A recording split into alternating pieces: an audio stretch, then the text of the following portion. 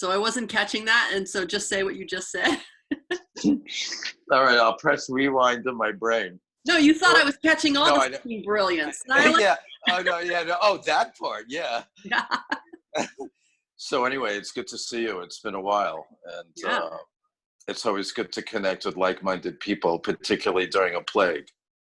Particularly, yeah, because in the last plague, I don't remember how I knew you.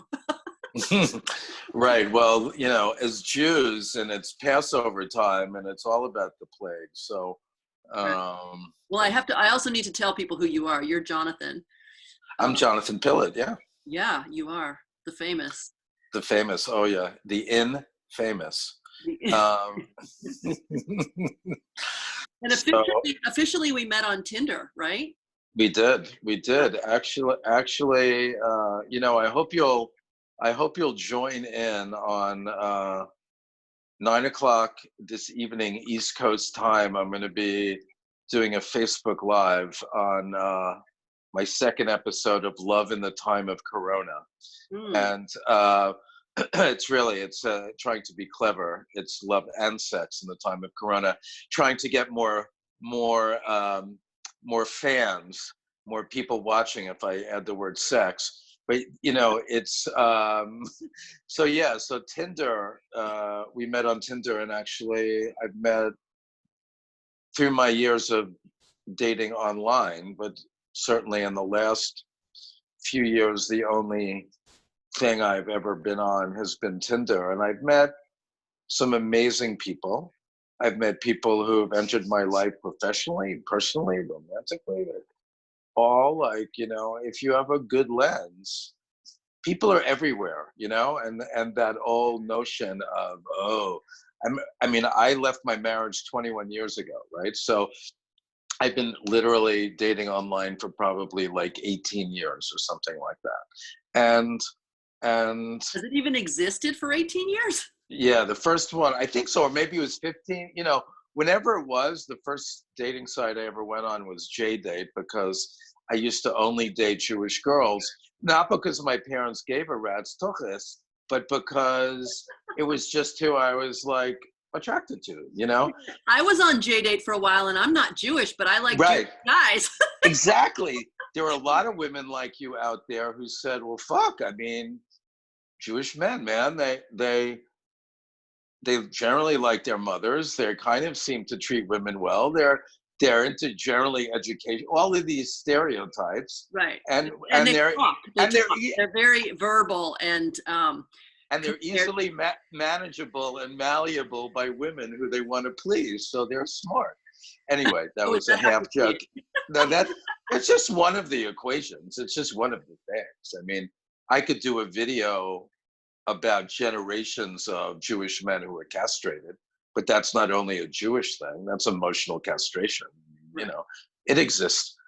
But I met a British guy once. He was a TV producer, a news journalist, and we used to hang out. He had gotten laid off, and we'd meet up at the coffee shop off of Union Square, and I thought I had met like the worst cases of castrated men, and he was so fucking whipped and wounded.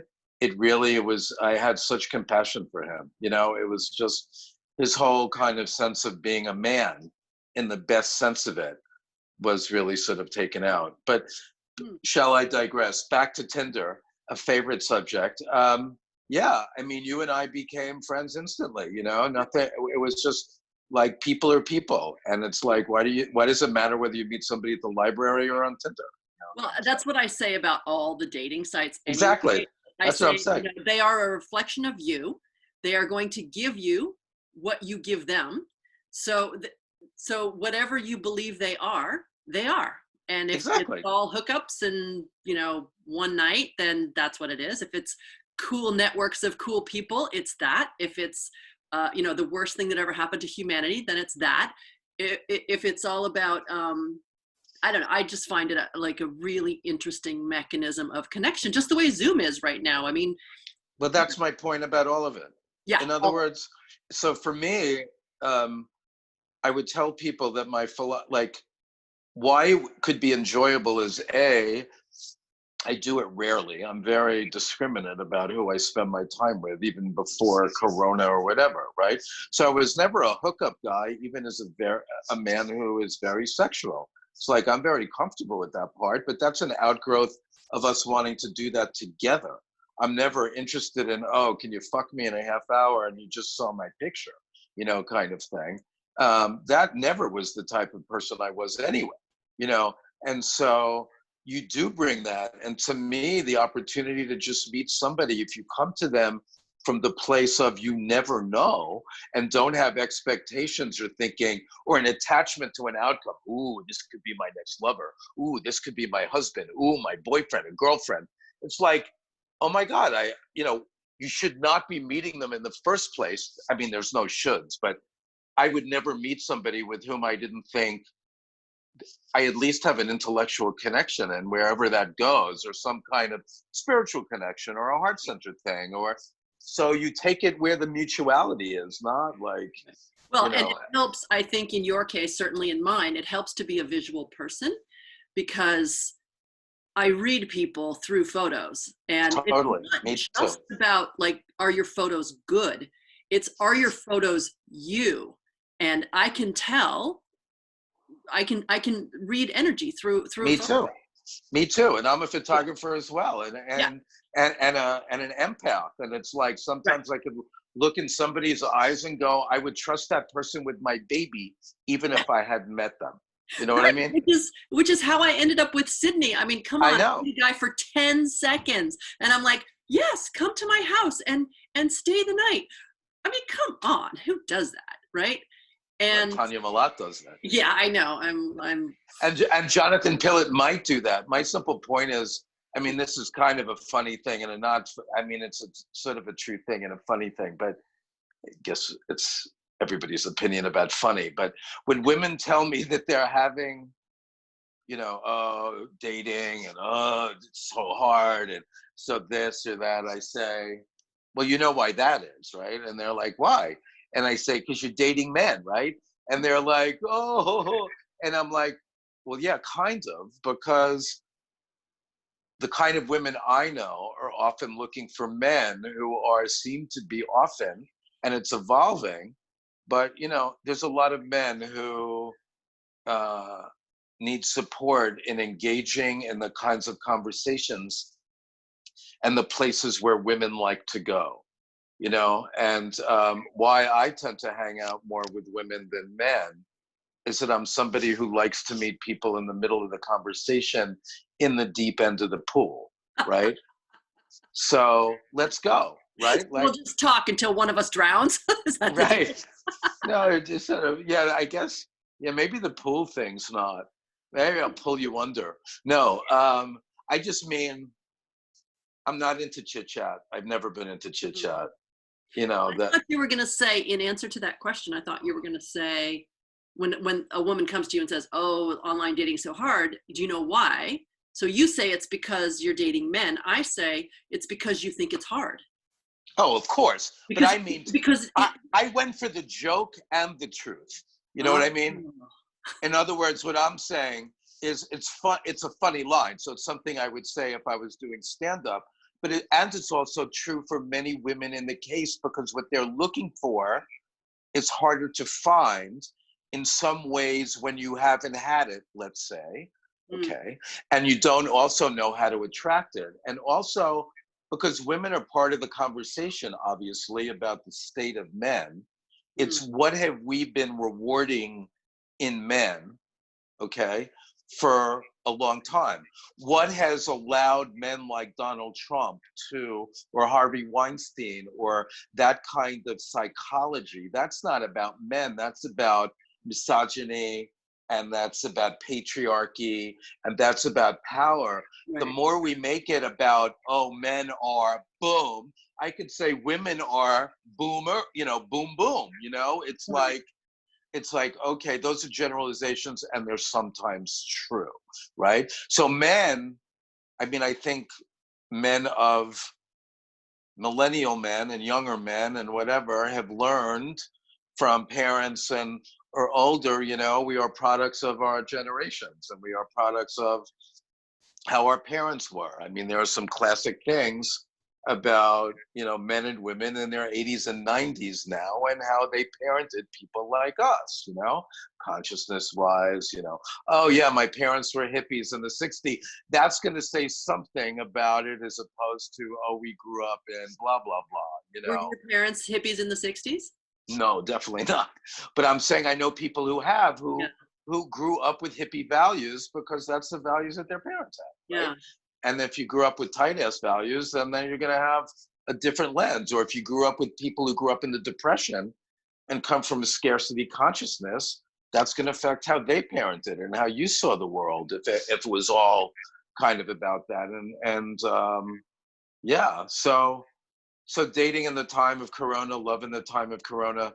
And Thursday, I'm doing one, which I'm very excited about because I've always wanted to do something, not necessarily me being a host of it, but I very much believe, and boy, is now the time for this, to do something that I call Roots and Wings, but it's a show about parenting, you know, parenting in the time of Corona, because anybody who's been a parent or is a parent, and anybody who is alive was a kid. So there are things that always come up in the parent, you know, child continuum, and issues and challenges. But I think it's very, you know, my kids are in their 20s. People have young kids at home. People have kids who are not graduating high school because of this, you know, or college or whatever, or who are back at home living with their parents when they had freedom. You know, there's perspectives, and what we're doing with 18 is really shining a light on perspectives. And I think it's important for parents to know where kids are at, and for kids to know where parents are at. And we all need our roots and wings. And I think it's really challenging for people with younger kids when they say, mommy, daddy, mommy, daddy, daddy, whatever group it is. What's going to happen? What's going on? You know, telling the truth. I have my own example at 9/11 because I lived at the time like a mile from the World Trade Center and saw both plane crashes go in, the first one right into the Trade Center, like with my own eyes, right? And then the second one I saw minutes later, and it was crazy living in the village and all of that. And 2 days later, I was with my kids. Cooper was 7 and Maya was 11. And we're walking to dinner. I remember where we were going. And he's like, Dad, what's going to happen? And I'm like, I'm in this pause that might have been for a half second and felt like 2 hours, because I'm trying to think, you know, you get to a fork in the road, take it, truth, or, oh, it's going to be okay. You know, truth, you don't know which is, there is no truth in a situation like that. And before I could even speak, my daughter, 11 years old, said, Cooper, sometimes even your parents don't know what's going to happen. And that is exactly, your eyes were exactly, I just told that story on the phone to someone who we were talking about stuff, and it was an audio, but I heard the gasps from two people because it was so prescient. It was so like saved me from, I don't know what I would have said. Like, I don't know what I was going to say. So It's the thing that reminds you that children are so wise and they know so much more than we know that they know. fuck yeah. And it's so good to have. I mean, I've had those moments. Like I had a moment like that where my son looked at me and said, Mommy, stop yelling at me. Like, and all of a sudden I could feel the way my words were hurting him.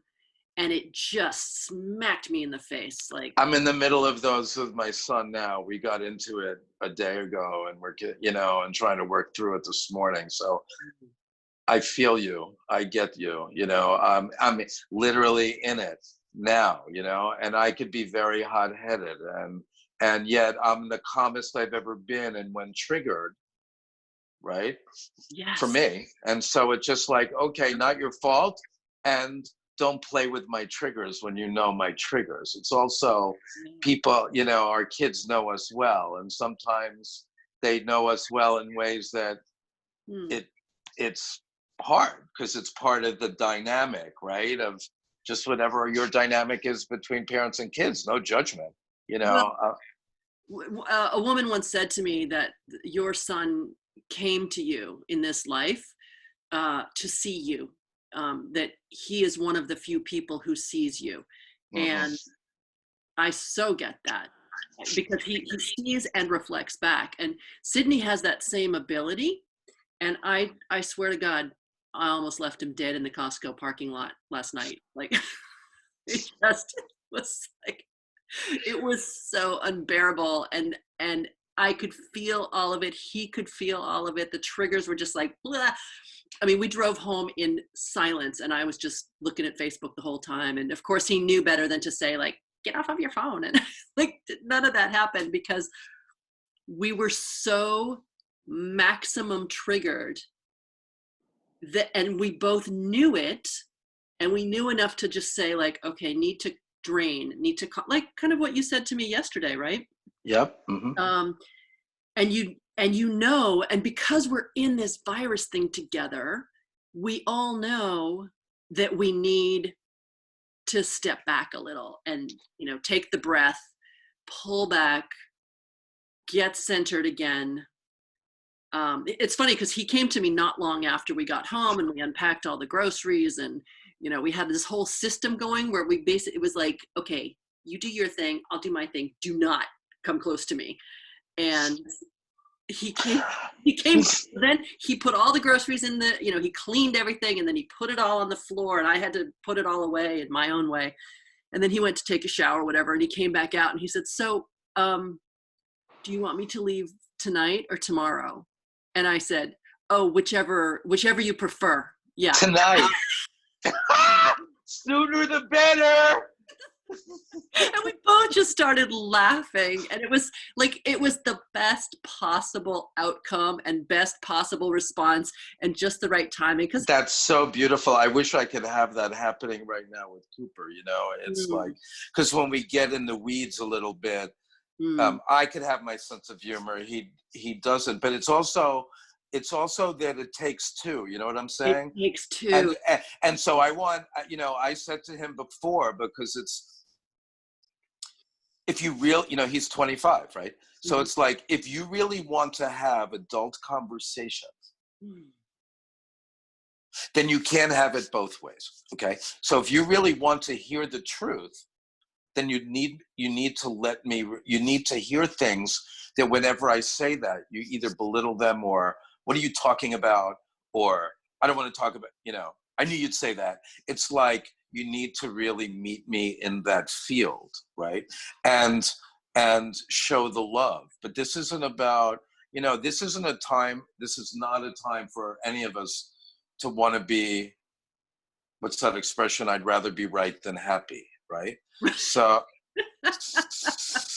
not a time to do that, right? Right. So how do we all do that? And it's an opportunity. And I think what you're doing, whatever this is that I'm on, the Tanya Malott show, which I love, because I'll give you a platform on 18. I want to talk to you about if you want a platform for showcasing conversations that you're interested in. I would love to do that and carry your stuff on our YouTube channel, just to, in other words, whatever you want to do. Yeah, I'm happy to. I don't have an end game. I don't even have a. Me I don't either. even have a. What Well, do you call it? A play game plan. I don't even have a playbook. I know. I understand. So those are my kind of people, right? Yeah. So I have a playbook because I've been working on this for almost 3 years, right? And developing a platform where everybody of all ages could really get involved in the empowerment of youth. And by doing so and offering up your perspective and your stories and your truth, and simply where you are elevating youth by giving them perspective that they don't get or might want, just not from their parents. Okay. Yeah. So I used to say we should all trade kids. Right. So the point is, right. So instead of doing that, I've created this notion, and teammates aboard, which there's no better time for what we've been working on than now, because everybody's at home and everybody does have a story, and everybody could shoot a selfie video about a subject that's important to them. And beyond that, everybody is in a more, most people are in a more introspective time than they ever have been, because usually people go to jobs that take them out of dealing with what are your thoughts right now? What am I feeling right now? I'm fucking freaking. Oh my God, so and so passed away. Oh my God, ba ba ba. You know, and now, even if you have a job that you're working at home or whatever, you still existentially have more time on your mind and more things on your mind. So come share where you are, right? And so I'm interested in what teenagers and 20 somethings particularly may be recalibrating within their own minds and hearts about priorities, and what does a period like this do, you know, for people to say, wow, everything's up for grabs, right? And when everything's up for grabs and you don't really have traditional anchors, like, oh, I'll go to a baseball game. Oh, I'll go to a movie. Oh, let me read ESPN, you know, or let me go to work. Oh my God, my fucking marriage. Oh my God, my fucking whatever. I'm going to work, thank God, right? Now, a lot of those people who are in those situations are home, right? Are you repurposing this way, or are you saying, oh my God, it's so clear that life is short, and I want, you know, like, what is every person really like? What's on their mind? So we're using storytelling at 18 and the hashtag We Are All 18 to underscore the notion that we all have solidarity and we all are in this together. And so we were in the We Are All in This Together business and consciousness for the last few years. And I would say every major issue on the planet, from guns and teen health and wellness, teen mental health, teen stress, that doesn't just affect teens, it affects their parents and their younger siblings, it affects their life, it affects, you know, so we're all in this together. And because my 21-year-old just tried to FaceTime me, which is rare. I mean, not. Why don't you see what's going on if you need to? Well, because we were talking, because you were talking. No, I'm saying, do you need to take a pause? No, not at all. No, Okay. we chat regularly-ish anyway. So it's cool if you don't answer till later. Okay. Yeah. Oh, I just wanted to make sure. Okay. I mean, I can text him and make sure, but it's usually fine. He's. I have to say, Alex has been quite balanced through all of this. And B, I am so grateful that he went through a really hard time a few months ago that I think gave him an extra level of I love that. preparation for this and protection even. And actually, I don't know if you heard my my call with my friend Mary. I did not. It's a good one.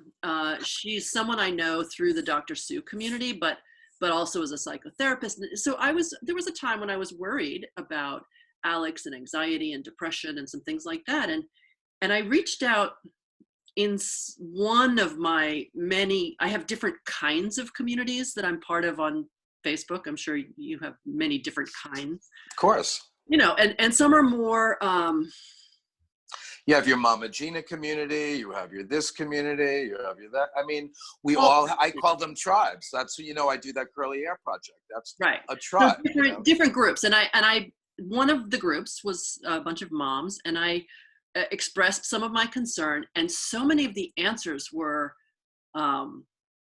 therapy and drugs. And I thought to myself, and after a while, I couldn't take it anymore. And I thought, wow, this is not the right place for me to ask this question, because it's not what I believe in. And it's not, it didn't feel helpful to me. Especially the drugs part. Yeah, I think the therapy part, it's interesting. I went back into therapy about 5 months ago. And it was the first time in my life that I was in therapy. Let's see, once, twice. Yeah, I mean, not because of a crisis or not during the duration of my marriage. But it was the first time when I intuited that both for 18 and for, on the personal side, being in a personal situation, a fabulous relationship that also I was at a fork in the road and I needed to pick, right? I couldn't, and and it was very hard to pick. It's hard for me to choose certain things. That's my emotional dynamic about certain things, you know? And I knew I needed support to just be able to make peace with a choice, you know? And so it was all for good reasons, you know? I knew it was because I wanted to access parts of me that I needed to have accessible if I was going to be able to step into 18 as the leader that I wanted to be. And really, for the first time in my life, like really not at 94%, not at 98%, like that last smidgen, that last smidge that can hold you back from full manifestation because you're a little ashamed about it, or, you know, I always say that it's not ambivalent because I'm not really an ambivalent person, but conflicted about parts of myself, you know. And so how do I fully show up in a way that I've never done before? And also that's true in my personal life. How do I show up in a way for me that I've never known before and be able to tell my truth, right? Like maybe really disappoint another, and that's okay. You know, Right. that's like, it's okay. You know, like don't stay in because you can't deal with having to make that. I'm going to be okay, you know? So I went into therapy, and now just every person I meet is a therapist. And the truth is business is booming for all of them because more and more people are needing to deal with stuff that lots of people haven't dealt with. Mm. And it's incredible. Like my therapist friends, at the end of the day, they are so wiped out. And there's also something very different from doing these sessions through video than also sitting in a room. You know, the way you need to show up is different. I think probably, I'm just assuming, I actually haven't asked them this, but there's something, you know, I direct. So I direct people, and I know what the energy it is when I'm directing like real people talking for 10 hours on something, like Yeah. really showing up. That is it different for them doing it in person versus, you know, that. But people are really openly, I think the word is struggling. So now, you know, more people are thinking, wow, I could really use some support, and why the fuck not, you know? Mm. So the drugs part, I agree with you. I also, I don't want to knock therapy, No, you know, because I well, first of understand. all, I've been through lots of it in my life, and Mhm. and I could tell. I also noticed. What'd you say? I said I could tell. You could tell.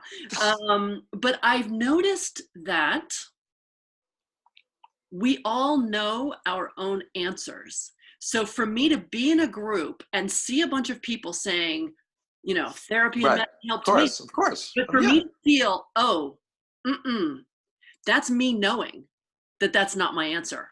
And that could be their answer, Exactly. and it totally worked for them and it was amazing. And then there's me, and I'm like, I know me, I know my son, I know there's a level of sensitivity. And then someone said something to me in a moment, like, oh, So hold on. Could just pause there. When they were saying, because I just wanted to make sure I'm on the story, right? I want to have the proper context. So when somebody said therapy and drugs, they meant for your kid. yes, yes. Okay, got it. That changed. I got it. Which Okay. is super interesting because it's a little bit like saying, well, it's how everything works, right? Like everyone shares their solution, and then you have to exercise your discernment. You have to say, like, okay, thank you for sharing. Now let me think of what's my solution. Exactly. Because if I just take your solution, it's not my solution, it's your solution.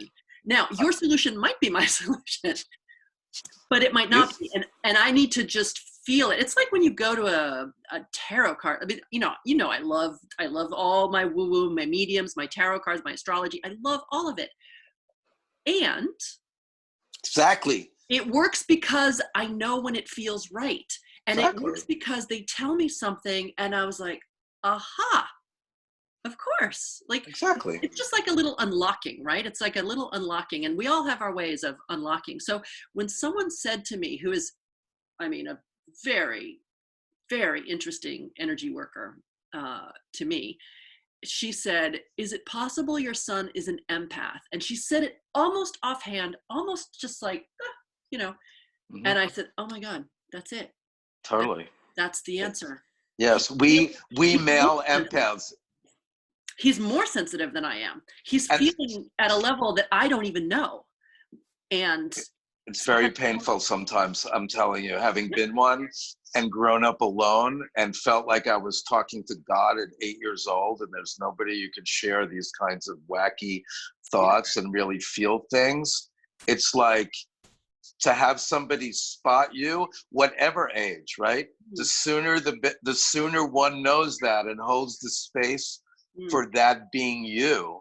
That's what 18 is all about. I mean, I'm just bringing it back to that so you Oh, really good. understand that what we are doing is holding the space for young people to, God willing, step into your magnificence, okay? Even the magnificence that you don't yet know that you have, and Right. you might not even know, but we're here to just say, try some shit on for size. And I can't make you do it, right?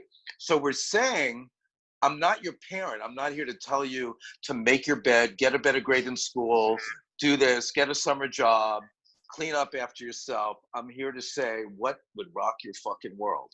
And if you want to go to this college or that college, but I want, like, if you want to do this or that, I need to at least support you, because people who learn to trust their choices are people who live as they grow older, a more integrated life. You don't have to be into your 60s to really be telling your truth for the first time. You know what I'm saying? Yeah. And so the sooner we can spot people, I call it, spotting people, and giving them the opportunity to step into what they are. And so what we're doing is creating opportunities for people to listen, right? Like, here's a cool little video about 10 perspectives on something or other, and you may watch that. Nobody's trying to change your mind, right? But if you watch it and somebody says, oh yeah, I was a sculptor in high school and I really was so wanted it. But my dad, how are you going to make a living? And I became an accountant. And yeah, I sculpt on the side and I take a sculpture class. But man, I don't live with regret. It's just, man, what would my life have been like if I had really followed my dream? Right. Yeah. And so all we get to do in 18 is try to create opportunities for perspective. And once somebody says to you, like, wow, your kid's an empath, right? Maybe is your kid's an empath, and it hits true, because the Tanya I know, as you say, if I feel it, that's when I know it's true, right? And giving people the opportunity to know a truth that's outside the zone of the people they're choosing to get their reflection back from, right? Like, oh, it's your parents. I think you should go to an Ivy League school, and your mom's saying, I think you should go here. And it's like, you may want to take a gap year. You may not want to go to college at all.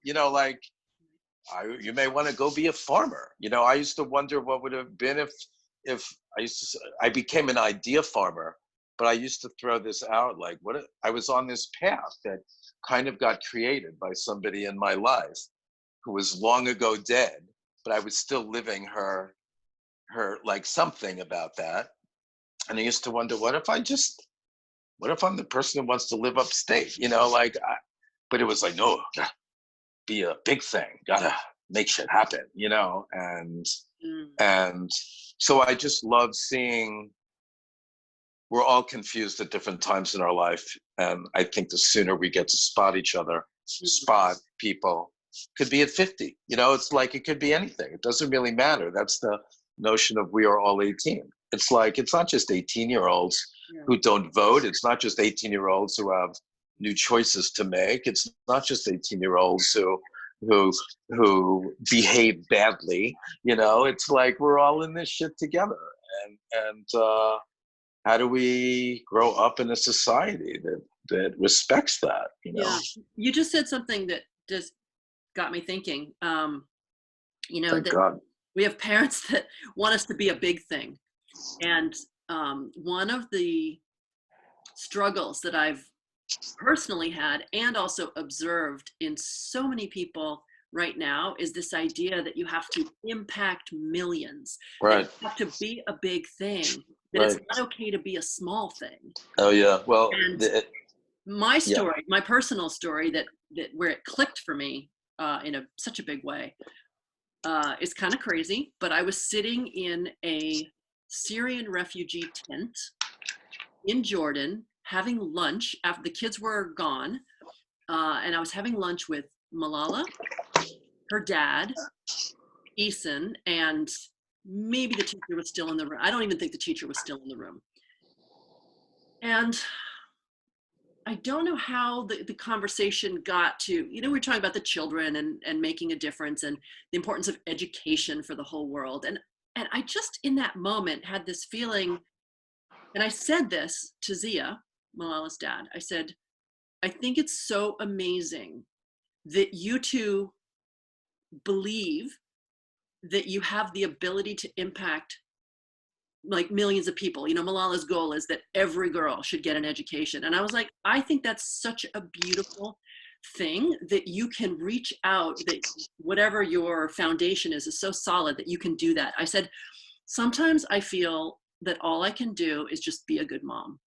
Exactly. And that it's more important to be the good mom than to impact the millions. Now, when I see someone like, Zia is being an amazing father. I mean, we had a night in Kenya where after a day of working with these girls in a Kenyan school, we went around the table, everyone stood up. We were with another organization there. So we were hosted by a different organization, and everyone stood up to say, what was your highlight of the day? And we didn't do highs and lows, we just did highs. And I stood up and I thought for sure I would be able to just say this and be cool, right? Right. Oh my God. By the end of it, I was crying so hard I could barely say the words.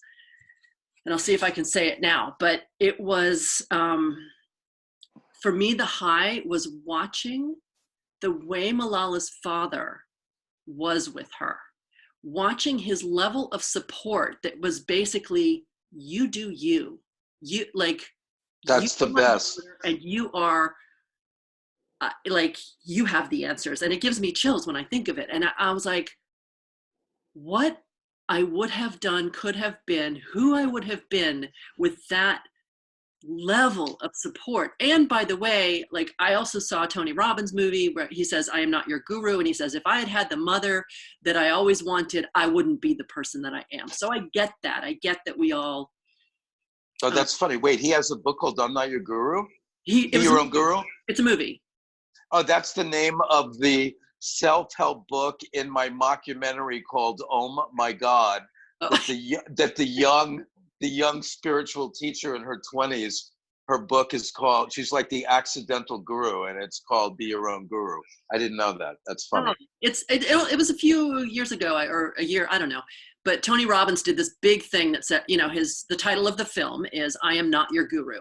And the highlight of it for me was when he said, if I'd had the mother that I always wanted, I wouldn't be the person that I am. Exactly. I so get that. If I'd grown up in a happy household, I wouldn't have the level of connection with my own child that I have. Yep. All of it. And I'm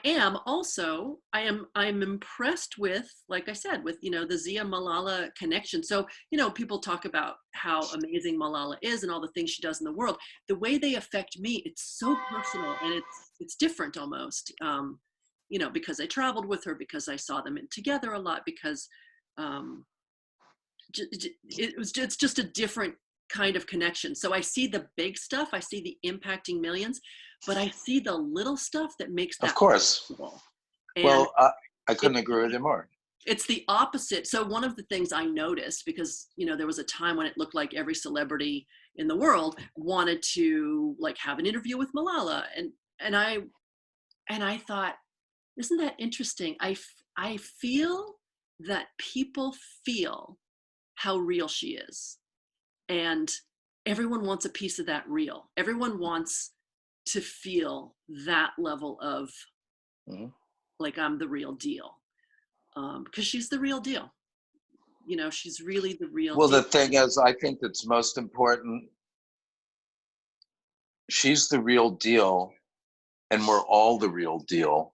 If we allow us if we know that we can be our own real deal.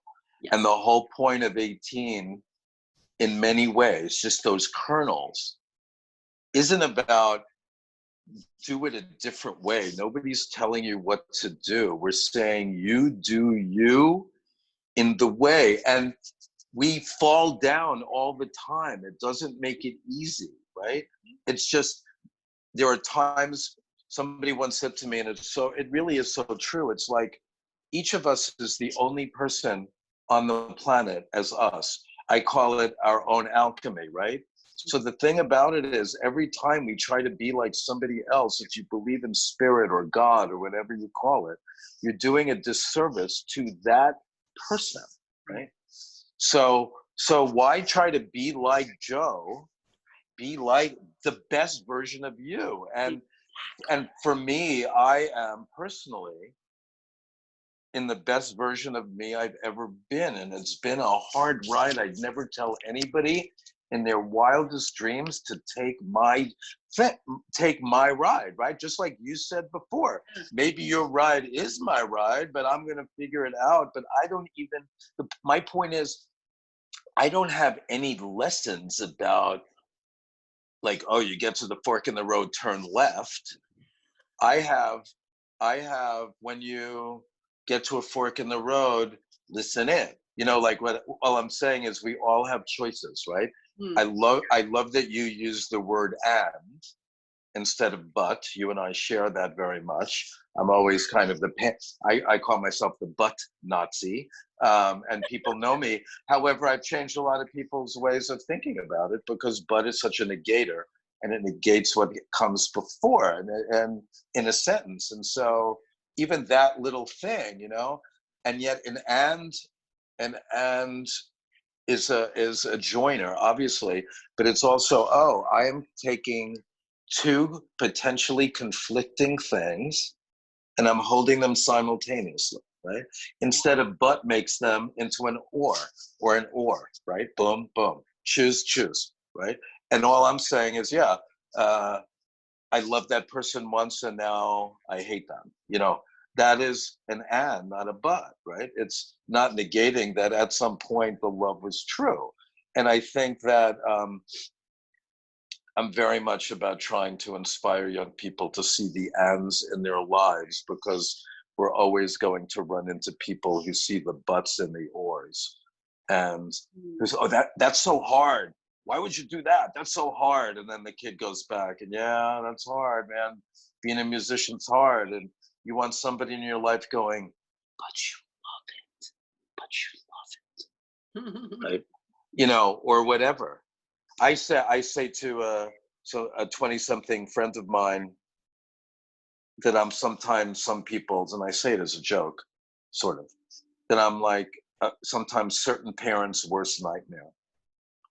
Because when they're saying to their kids, conform, just go to that school, just here's your track, be a lawyer, it's good, it was good for me, you know, that I'm saying, you do you. You know what I mean? Right. Learn to do you. Did you do all that stuff, the fancy school thing? I did, not because it was like driven. My mom died when I was young, so I was living out her sort of legacy. But I did good schools, like, you know, went to law school, you know, but I was living somebody else's version of my life that was finally so disconnected from my life that's why I imploded it. So to your son, right, who you said went through something and is now has another layer. My journey, particularly over the last 5 years, I would say, that went into another place, has prepared me to be able to actually show up now and manifest 18 and think about things that are on the minds of other people now. Right. So like the shadow, I always say out of the shadow comes the light, but it's so much easier to say that when you're in the light. When you're in the shadow, you think it's never gonna fucking end. Yeah. Right? Yeah. And so how do we hold that? How do we have the wisdom, right, So if a parent says that to a kid, their kid, it's their parent. Some Says kids what? can, If a parent says what to a kid? let's say in that situation, Mom, I'm feeling depressed, blah, blah, blah. Oh, it'll be okay. Oh, you'll get through it. Da, Mm. da, yeah, honey, we're in the final stages of editing a video for 18, where I have 18 and 20-year-olds in it talking about our platform and things and life. And there's a girl who said, and she's first generation American. Her parents are from India or Pakistan, I forget which. And she's, her parents want her to have the American, like the American dream. They moved to, suburban New Jersey and go to this high school, and she feels like an outsider. And they don't even understand. She's like, my parents, they think this, and they don't even know that I'm struggling, and I'm not afraid to say that I am, kind of thing. And I want us to stand for honesty, because she clearly is an example of many. Mm. A lot of teens tell me that their parents don't get it. My parents don't get it. Philadelphia Magazine 6 months ago, I think, was Generation Stressed, right? This is not New York. This is universal. And yes, you talked about Milena's ability to grab zillions of fucking people, right? Part of that is because we now have technology which allows that to happen, right?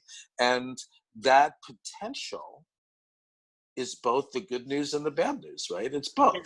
Yes. And I feel like that's where this is where this little struggle is right now, or big struggle, is in that I can touch everyone. I want to be seen, and I want to be useful, productive, whatever that is.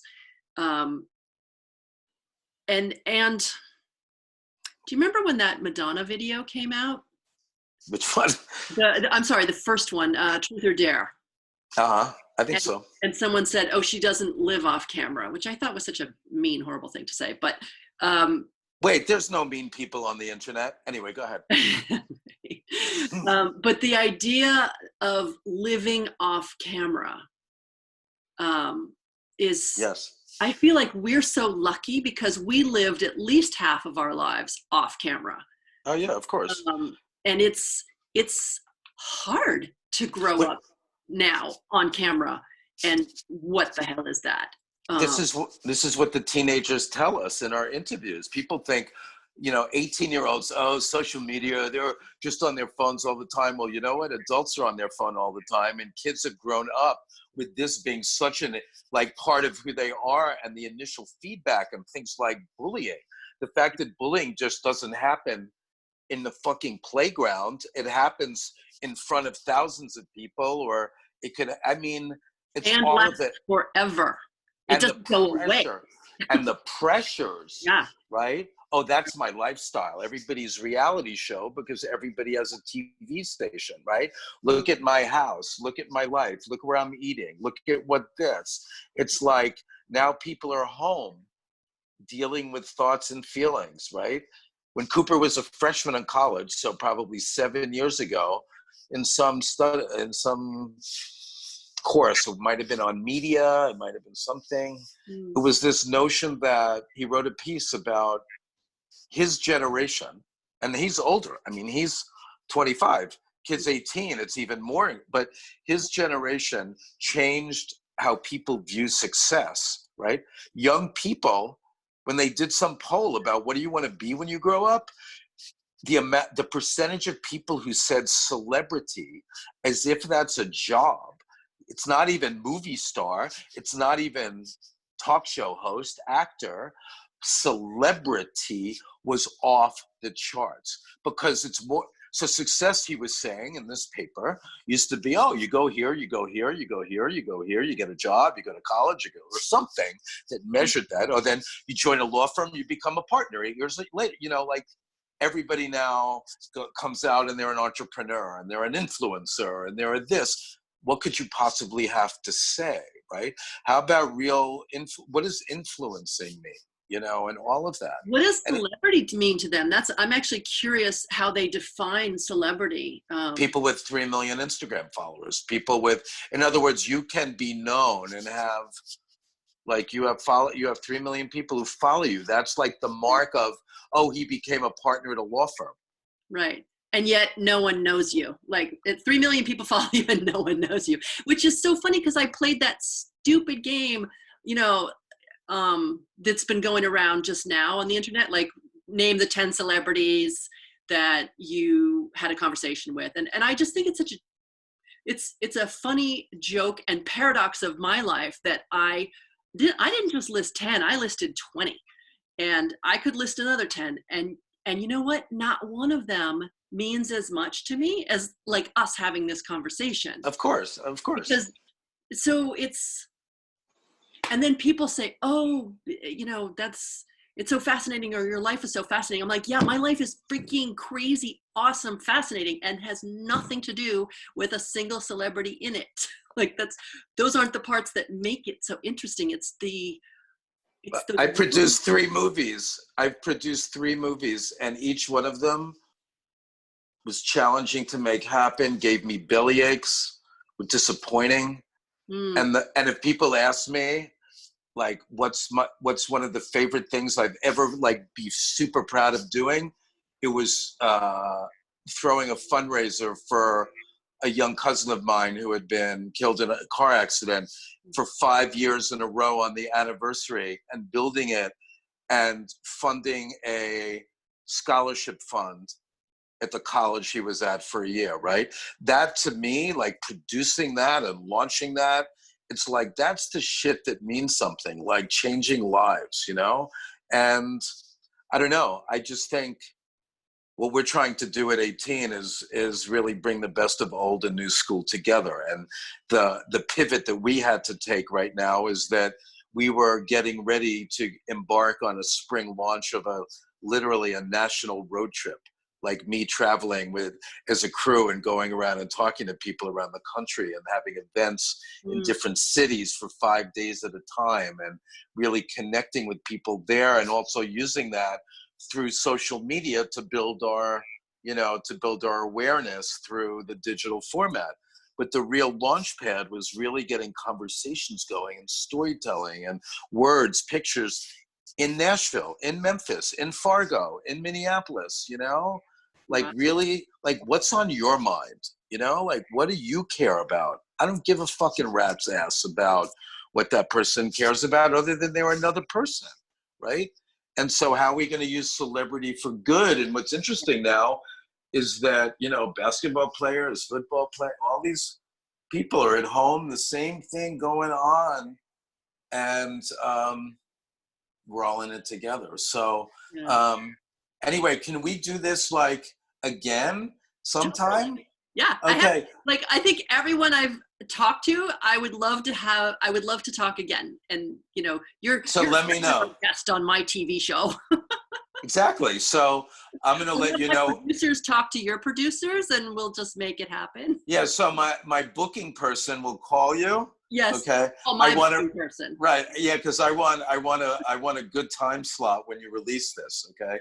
But honestly, this is very much about along the lines. I'm serious about if you have something that because I will just presume that because you're doing it and because you're recording them, it's not that you have an intention with them, but you have a maybe about them that you know doesn't exist yet. So I'm just saying to you, if and when you want to do something with it, I would love to give your conversations a voice on weareall18.com and in our YouTube as a little channel within our, you know, network, because why not? You're speaking about the kinds of things that we want to talk about. And you know, there's a part of me that thinks, you know, nobody is interested and nobody wants to listen, and so know, what? I used to say only my mom is listening, but I know that that's not true, and I know that a lot of people who I adore we're in a bunch of communities together, and we're all listening to each other, and it's like eavesdropping on someone's phone call, right? Which is kind of fun and cool, and there's lots of people's phone calls I'd love to eavesdrop on. So I guess I also, I have a tendency in my life to do the thing that scares me, and being on this side of the camera was never my happy place. so that's another reason I just was like, what if I just did the thing that scared me? Because that's a really Exactly. good way to take away the thing that scares you. Totally.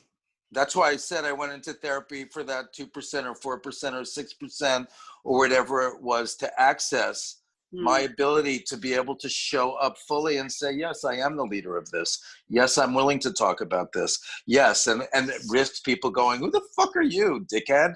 You know? And all I'm saying is, I'm not speaking about anything. That's why years ago I wrote, and I have a publisher who now wants to publish this book with me.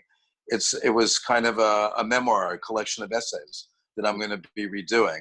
And it's called Mankind, with the big period between man and kind.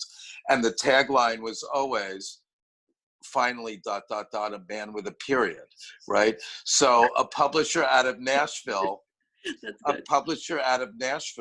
she's like, I want to do the book with you. Let's do it digitally, or let's do it. And I'm like, I want an outlet for my writing, right? And so I'm ready in a new way. I just got microphones delivered today for a podcast that I could have started 10 years ago. Yeah. And the truth is, I do nothing better than talk and listen, sometimes listen and talk. All I want to be is an igniter for other people to share what their truth is, even if I have a lot to say about all of it. And if you don't like it, don't listen. You know, like, it's like dating. Exactly. When women get, you know, a woman or a man, oh my God, he wasn't attracted to me. Oh my God. Okay, next. Like, next, not in a dismissive way, but why are you in the toilet? Because somebody didn't want what you want. And I understand we all do that. You're no less beautiful, no more beautiful than you were, whether that person liked you or not. So how do we, I have so much to say about all of this as it relates to dating, because we started out there, but it's like, it's only painful, as you said, if you make it painful, but it's also only painful as if you have an attachment to some perceived outcome. If you meet everybody where they are and where you are, you see where the mutuality is without agenda, and you get to choose lover, friend, collaborator, you know, day by day, right? Why is it one thing? We need to, like, I don't know, we need to let go and open our minds. I think that's what the virus is here to teach us. Totally. Let go of your attachments, open your mind to yourself. And yeah, it's funny, because one of my issues around my projects is my perfectionism. And the fact that this isn't one of my projects, you know, like I mean, you saw the first one. I started it because Alec Baldwin was like, everybody should do a video. I was like, okay, thanks, Alec. Like, you know, I mean, yes, I've met him. No, I don't know him. And I still watch his videos. And I love how human he's being. And I thought, well, I have my own perspective. And boom, just do it without attachment. Exactly. No That's attachment. the key. You know, it's where it's at. Now I may not be doing this. 3 months from now, I might be the biggest thing on YouTube. You might be the biggest thing on weareall18.com. It really doesn't matter. It doesn't matter. The truth is, it doesn't matter. And that's how people used to ask me all the time on projects. I mean, I could wax poetic about this all the Jonathan, why don't you just pick one? And, you know, like, and that to me, my I know. It's what we share. And it's just, and it's like, I used to say to some of those people, I have no problem focused. I produce things. I was a lawyer. I know about deliverables. What is it to you if I juggle some things? If you want to fund one, I'll fucking work my butt off to do that project, right? I'll put every piece of I need to in to manifest what we're doing. But why would I? That's like not how my brain works. And I also don't wake up in the morning thinking, oh, let me think of a good idea today. They come when they come. They just keep coming. I know, right? And you and I really stop them. I mean, I actually own a domain that says it's called My Crazy Great Ideas. And I was just going to create a website for the dump of great ideas, and anybody could take an idea because I have too many and I can't do them. They have to pay you 72%. That's the lawyer. Anyway, the truth of the matter is I couldn't agree with you more. people used to say when I was a lawyer and an entertainment lawyer, how do I protect my idea? And it would be like, you really can't. What do you mean? You're the lawyer? And it'd be like, you can't really protect the idea, and to risk to get it happen, to get it to happen, you have to talk about it and risk somebody stealing it. And if your focus is on getting it worried about getting stolen versus wow, I really want to make this happen, go fucking make it happen, right? Go fucking make it happen. So there is an idea, though, that I do think, before we sign off, that I wanted to talk to you about, and I'll even talk about it here in case anybody wants to take it on your website, which is, but they can't really take it because it would be me and you, right? So it's not, anybody could take the concept, but it wouldn't be us. But when you said, you can do what you do, but no one can be who you are. Exactly, right? Okay, so you said, which I agree with for myself, that I could look at a picture and just go, man, I get that person, right? And I'm known for writing in a certain way, in ways that communicate who people are, right? So if we ever wanted to actually do a little business where it's photos and words for people who want better profiles, who want to be captured in a more authentic way, whether in video, pictures, words, we could do that, and also potentially do it much more, I don't know, remotely. Anyway, it was just an idea, because I agree with you.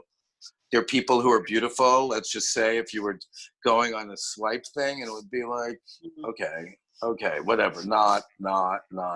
And then there's somebody with an intrigue, and it's like that person has a story, or that person has Annette and I have talked about creating exactly that many times over the years. I mean, we actually started to write a book. We were on our way to do a photo shoot. We outlined the entire book on the flight down, and it was I believe the domain that we bought was called So You Want to Match Me. And it was we were writing it for men, to help men write better profiles specifically. But and later we thought about doing it for women, and she's a brilliant stylist, and she really has a gift for bringing out your inner you through style and presentation. I can do it in photography, you could do it in writing. And every time I've tried to put that together, something made me not do it.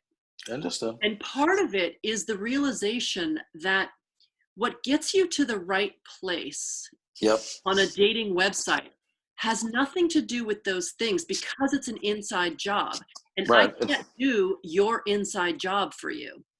Totally. And as I was saying it, I realized I don't really feel like putting that energy into it. Well, exactly, because you can't, as my ex would say, you can't put lipstick on a pig. Is that how it goes? Yeah. I don't know, but it's a good one on pencil. It's something like that. Like mutton dressed as lamb, lipstick on a pig, whatever you want to call it. It's the idea that it's not the surface stuff. Of course. That counts. But when the surface stuff reflects the inner stuff, then you've got something super powerful. That's exactly it is. I call it inner sense, INNERSENSE, which has to flow from the inside out. It just does. And if it doesn't happen, the outside means nothing to me. It means nothing, and it never did. That's also my point. Like, I was never somebody to date the pretty girl because she was no. I need a spark. I need like carnal chemistry, and that transcends like somebody's outer. I could tell, like, oh my God, like, yeah, I'd love to see you naked. I might like to give you a massage, but I'm not, but it's not like I want to hang out with you, really, like, because physical contact is great, and I would be happy to share pleasure in a limited way. You know what I'm saying? In other words, the outer is something. Like, why women look at a man and say, wow, I'd probably love to see him naked. It's just the way it is if you like men, kind of thing. And I'm simply saying that I love when I could see a man on the street and say, I probably could be that guy's friend, like you just see it in their eyes. There's a soulfulness to what's going on. And I love that we share that. Because it's super important to me. It's super important. And it relates to everything, really Yep, everything. I mean, even it Sydney totally says it does. about the way he trains people. He says he does, fitness from the inside out, because you can't just put muscles on the outside. It's all about your core, I literally. love, I like my inner muscles. Totally. Yeah. It's true. Totally. I love it. I love it. All right. All right, So, we should go because we're just gonna go. We could do this for hours and hours and hours. right. So one of the things I've been thinking about doing actually is having a day when I schedule people in half hours Mhm. and really like talk to some of my favorite people just through like, because every conversation gives people an opportunity to talk about what's on their mind. You know what I mean? And so You know I what's love, so cool? You could do one Zoom that just keeps going. And so a person could come in, you have three for a minute or yeah, two, I love it. and then Hmm. one of them exits, and then you two. And Perfect, up, perfect. I and love that. then, I love that. So it's almost, I love that because it's like the commercial break, right? At the half hour, somebody comes right. in for a 5 minute that you're the connector, you're the Well, segue. you're the therapist, and you're letting your people talk to each other in the waiting room. Well, that's a funny thing. When I was married and we were in therapy, our whole marriage, I made a friend who's still a friend today, 30 something years. Who you met in the waiting room. She followed me every week after therapy.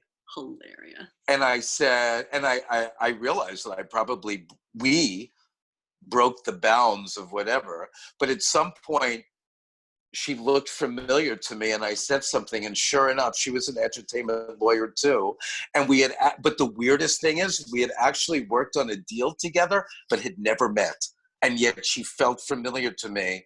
And then we became friends. Just So, funny. so for me, that's a moment of you were supposed to know each other, and Totally. you kept intersecting and not making the connection. So the universe is like, well, okay, let's put them in the therapist's office together. Maybe that will work. Yeah, that's a good one. In the therapist, yeah, that's a cool one. The therapist waiting room. I mean, I Um, look at all the ways I could have met Sydney, and there are 10 of them. I mean, he used to park cars at the other end of the block where I lived in New York City. We used to go to Moondance Diner. We used to, like, we worked with some of the same people. There are 10 ways we could have met over 50 years, but I was not ready to meet him. I don't think he was ready to meet me. And boom. Okay, so how about Tinder? Okay. so, so my oldest friend in the world, who I grew up with in Manhattan, who now he's my longest friend, I guess. Um, he grew up near where I did, uptown Manhattan. We went to school together in high school. He lives in Houston and adopted. And we always, he lived in Miami when his first kid was born 30 something years ago. And he wanted to get a better sense to see if maybe he could find his birth mother, learn more about his history. His first kid was about to be born, showed more interest in finding. I went through microfiche at the public library on 42nd Street and all of that.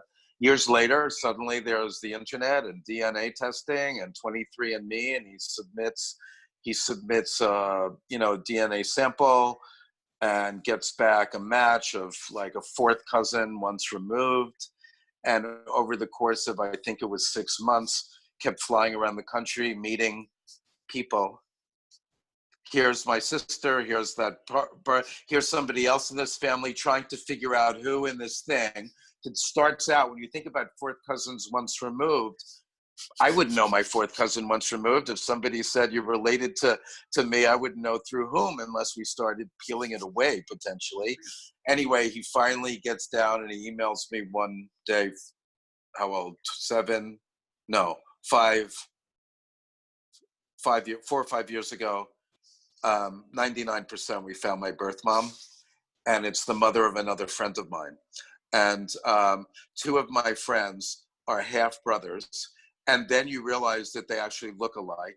And then you realize all the times that they were in the same room together at my kid's bar mitzvah, and how when Claude would come from out of town, I would take him to Matt's bagel shops, and and they both have kids named Charlie, and on. If they had sat at the same table at the party for Cooper, somebody probably would have said, because if I sent you a picture, you'd go, "You guys look alike," but out of context, So all I can say is you and Sydney, me and these guys, it's the synchronicity that I just always want to know, speaks to us. in that story, did the Yeah. mom know? Did the who know? The mom, because you said that they were half brothers. Right. So the mom gave her kid up for adoption when she was 19.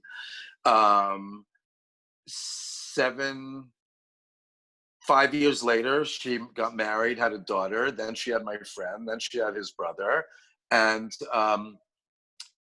nobody ever knows whether the father of those three kids knew that she had given up a kid for adoption.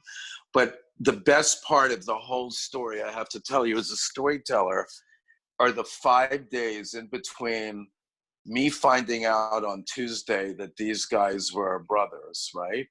And 5 days later, me having orchestrated through the week them actually meeting on the streets of New York, part of it because Claude was coming up from, it was probably June, he was coming up because his daughter was, his youngest kid was graduating from Barnard, and Matt was running pretty much, he's the big macha at the biggest food festival in Tribeca, Taste of Tribeca. And I orchestrated and in those days, the children, the three full siblings, how they found out and what happened when the mom found out that her secret was out. The little moments you talked about, the little moments. Yeah. Like I remember where I was standing in every conversation when one of them would call me, and how I had this idea to break the news to Matt that my oldest friend, I couldn't say, yeah, I found your brother or whatever, but it was at least like, hey, my friend took this 23andMe test, and there's a chance that he's in your family, and he'd say, oh, I have a long lost cousin, and it would be like, oh yeah, it's a cousin, maybe it's a cousin. Can't you just make that a movie? Yes, everybody Wait, says so. Guess. That's like project number 655. No, it's also that became a project I definitely wanted to do the documentary of. And 23andMe, when they found out about the story, they pitched it. It created the reality show of what this created. It actually created a big schism between me and my adopted friend, not the ones in New York, because of how it played out. And 23andMe pitched it. And when they wrote up the pitch, what made the pitch unique, because they were always pitching stories to Good Morning America and things like that. And they would always come back and say, this is what was told to me. They would always come back and say, love the work you're doing, connecting people and their birth parents. But when you come up with a 1 in a million, right, come pitch to us. So they hear about this story kind of in another ridiculous way, because another friend of mine heard about this story, whose mother was adopted, and she was talking to 23andMe in England, and she's like, can I talk to my friend in England? This is an amazing story. It was just unfolding. And I was like, yeah, sure. And so in 4 hours, the people in San Rafael, because the company is located in Northern California, contacted me, and they were, hold on, the call just came in. They were like, wait, what happened? Wait, really? Wait. So they wrote up this, I got friendly with the storyteller there. He writes up a thing. I correct the facts, right? I correct all the facts. I correct, no, he didn't say this. This is what happened. And I said, but you have to send it on to Claude. And so when they sent it on to Claude, he emails me and he's like, so is this how you see the story? And I was like, what do you mean? And he wrote back and he said, you made it all about you. And I said, I didn't write this. They wrote this. It's just from their perspective, they're pitching why this story is a 1 in a million. And so he rewrote it and kind of reduced the influence on me. And it was just a less, as a storyteller, it was a less interesting story because 23andMe has lots of the stories of people connecting people. And it was a continuation of a few months before that day when I drew them together. I could make this movie tomorrow if we could actually all stand within 6 feet of each other. And I think you should make it as fiction. Don't even I know, do it as fiction and do it, yeah, inspired by a true story, right, whatever. of course, of course. Because you are So, the lens, you I are the know. story. Yeah, I would just. So we're standing on the street. I've literally brought them together. I've taken a photo. I drop back. Matt's son, Charlie's there, who at that point is 14, I think. And about 5 minutes later, Claude like turns towards me because I've given them this space. Now, he looks at me and goes, "You still here?" And I'm like, And then I remembered why my mom never really liked him when I was a kid. It was like, oh, memories of Claude is a little bit of a dick, that thing that comes out. And then cut to 3 months later when he had an issue about them making the story about me. He's not someone who would ever speak honestly, or has not yet. But it really caused a schism because it was like, I dealt with him and his family's story with such kid gloves that only a nurturer could. You know what I mean? Mm. Like literally with such love and such care and such happiness. I mean, and also was so fucking crazy. Matt, the bagel guy, the night that it got confirmed, when he called his mother, oh my God, what a scene that would be to shoot. Oh my God. Because he calls his mom and he says, Ma, and his mother lives in Delray Beach, right, at the time, right? And she's in her community playing canasta downstairs or bridge.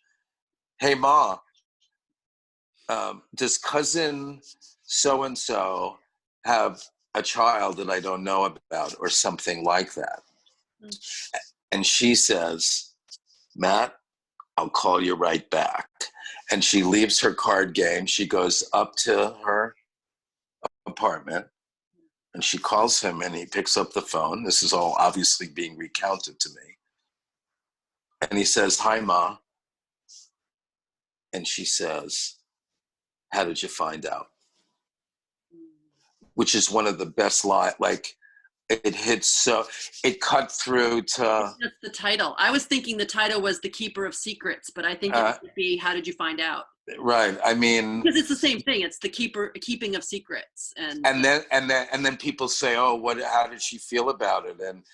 And she said that there wasn't a day that went by in 60 years that she hadn't thought about him and who adopted him. And he was adopted through the biggest Jewish adoption agency of its time, called Louise Wise, around which they did a whole like crazy documentary years ago. And so it turned out to be an adoption story of, it was a 10 on a scale of 1 to 10, maybe an even 11, because like an 11. Because some of them can go south, some of them, and a crazy story. But when Matt, the bagel guy, when he found out, when his mother came back and said, how did you know? He called me back and I pick up the phone and I was on my way to a crazy like Burning Man dance party. And he's like screaming at me, Jonathan Pillot, how do you do this? And I was like, same thing. Do what? Right. Like, I don't know, but it is a pretty crazy fucking story. Yeah. Oh my God, I love it. All right, we got to go. It's an hour and a half. Goodbye, if dear. Stay this long, they're special because we're special. Hollywood's going to eat it up. I mean, they're already printing a screenplay based upon our conversation. So much love to you. Thanks for sharing part of your day with me today. You too. Thanks for doing it. I'll talk to you soon. You bet. It's awesome. Right. Bye. Bye.